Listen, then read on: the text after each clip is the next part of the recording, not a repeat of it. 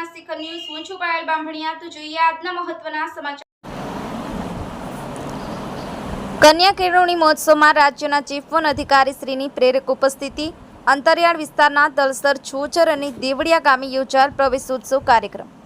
કન્યા કેળવણી મહોત્સવ અને બાલ મંદિર, બાલ વાટિકા સહિત ધોરણ 1ના બાળકોનો પ્રવેશોત્સવ કાર્યક્રમના ત્રીજા અને આખરી દિવસે પોશીના તાલુકાના અંતરિયાળ વિસ્તારમાં આવેલ દલસર, છોચર અને દેવળિયા ગામે રાજ્ય વન વિભાગના અગ્ર મુખ્ય વન સંરક્ષક ડોક્ટર એ.પી. સિંઘ સરે ઉપસ્થિત રહી નવીન પ્રવેશપાત્ર બાળકોને પ્રવેશ આપ્યો।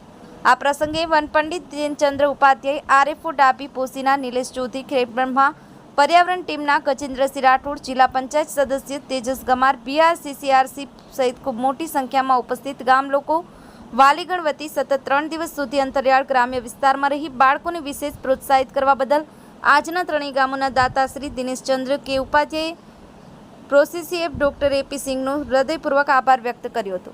રીતેશ પટેલ, સત્યના શિખર ન્યૂઝ, અરવલ્લી।